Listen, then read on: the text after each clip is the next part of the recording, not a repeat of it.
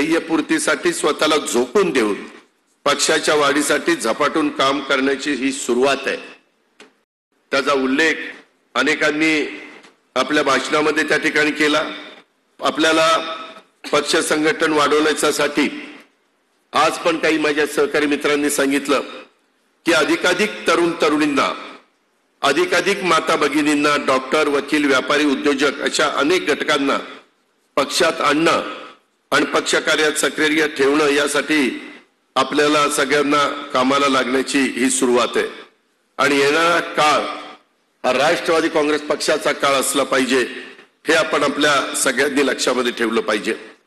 आपापल्या गावात परतल्यानंतर आदेशाची वाट न बघता पक्षवाढीच्या कामाला आपण त्या ठिकाणी लागावं आणि राज्यातल्या प्रत्येक गावात साधारण चौकात नाक्यावर देखील पक्षाचा बोर्ड आणि पक्षाचा झेंडा लागेल।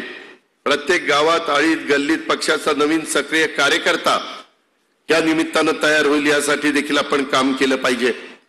बऱ्याचदा मागे आपण तशा प्रकारचा कार्यक्रम घेतला होता, परंतु आता बऱ्याचशा ठिकाणी बोर्ड त्या राष्ट्रवादी काँग्रेस पक्ष आपलं स्वागत करत आहे अशा पद्धतीचे बोर्ड आपल्याला पाहायला मिळत नाही।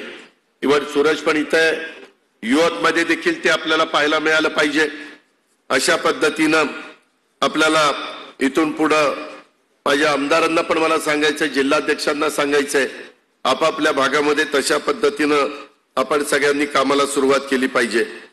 यासाठी आपल्या गावात, शहरात, तालुक्यात, जिल्ह्यात महत्त्वाचं म्हणजे स्वतःच्या घरात भावकीत पक्ष वाढवण्याचा आणि पक्षाचा पुरोगामी विचार हा पोहोचवण्याचा प्रयत्न केला पाहिजे।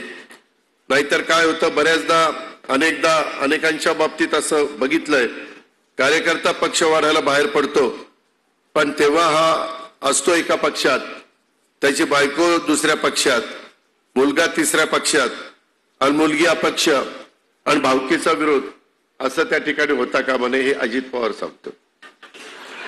तर त्याच्यामुळं तुम्ही त्या गोष्टीची नोंद सगळ्यांनी घ्यावी। एक एक करत घरातल्या, दारातल्या, कुटुंबातल्या, गावातल्या सर्वांना सोबत घेऊन आपल्याला आपला राष्ट्रवादी काँग्रेस पक्ष, आपल्या पक्षाचं घड्याळ हे वाढवायचंय। त्यासाठी आतापासूनच आपण कामाला लागलं पाहिजे। स्थानिक स्वराज्य संस्थांच्या निवडणुका लवकर लागतील त्या दृष्टिकोनातून आपण कामाला लागलं पाहिजे। एक मी बघितलं कालच्या लोकसभेच्या निकालाचा उल्लेख ज्यावेळेस प्रफुल्लबाईंनी केला त्यावेळेस मला पण किंवा आम्ही सगळेच, माणिकराव कोकाटे काही लाखांनी मागे होते, मी पण 48,000 लोकसभेला मागे होतो, असे अनेक जण वेगवेगळ्या पद्धतीनं मागे होते, परंतु सगळ्यांनी प्रयत्न केला आणि स्थानिक तरुणांच्या मध्ये बूथ प्रमुख आणि पन्ना प्रमुखाची नियुक्ती आणि त्याच्या नावाची यादी वगैरे या जर गोष्टी आणि बूथ प्रमुखाला आपण, मी आता जरा बारामतीमध्ये गेल्यानंतर असंच करतो, तिथला बूथ प्रमुख कोण आहे आणि त्यांनी मला सांगावं की त्या गावामध्ये काय सर्वांचाला त्याचा मान सन्मान मी देतोच, तो दिलाच पाहिजे, त्याशिवाय चालणारच नाही। परंतु आपण बूथ प्रमुखाला मान सन्मान द्यायला लागलो तर आपोआप त्याचं महत्व त्या ठिकाणी गावामध्ये वाढतं आणि यांनाही वाटतं की फक्त निवडणुकीच्या पुरतच आम्हाला राबवून घेत नाही तर नंतर पण आम्हाला पक्षामधनं आणि नेतृत्वाकडनं मान सन्मान मिळतो, ह्याची पण नोंद सर्व भागातल्या माझ्या लोकप्रतिनिधींनी या निमित्तानं घेतली पाहिजे।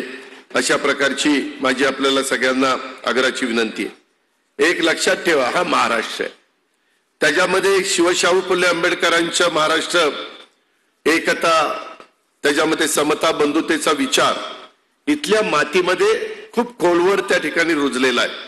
इथं जातीय द्वेष, धार्मिक हिंसेला तसं बघितलं तर स्थान नाहीये। तशा पद्धतीचे राजकारण काही दिवस चालेल, परंतु दीर्घकाळ लोकांच्या मनामध्ये राहायचं असेल तर या सर्वांना बरोबर घेऊन जावं लागेल। काही घटना महाराष्ट्रामध्ये घडतायत, त्याचा उल्लेख काही माझ्या सहकाऱ्यांनी केलाय, त्याची नोंद पण आपण त्या ठिकाणी घेतलेली आहे। परंतु येणाऱ्या काळामध्ये समाजातला शेतकरी, कष्टकरी, विद्यार्थी, व्यापारी, उद्योजक, तरुणांच्या, माता भगिनींचे प्रश्न आपल्याला सोडवायचे आणि दलित, आदिवासी, ओबीसी, अल्पसंख्याक, दुर्बल, वंचित, उपेक्षितांच्या बांधवांच्या कल्याणासाठी समाज घटकांच्या जीवनात बदल घडवून आणायचं, याच्यामध्ये राज्याची सत्ता आपल्याला उपयोगात आणायची. आपल्याला बहुमत प्रचंड मिळालंय.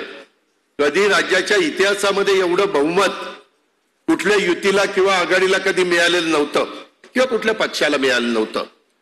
ते आता जनतेने दिलंय. जनतेने त्यांच्याकडची जबाबदारी पार पाडलेली. आता जबाबदारी आपल्यावर सगळ्यांच्यावर आहे.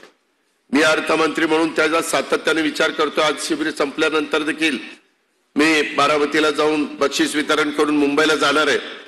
मला आता उद्यापासून वेगवेगळ्या डिपार्टमेंटला मी एकत्र करून भेटून चर्चा करणार आहे. पण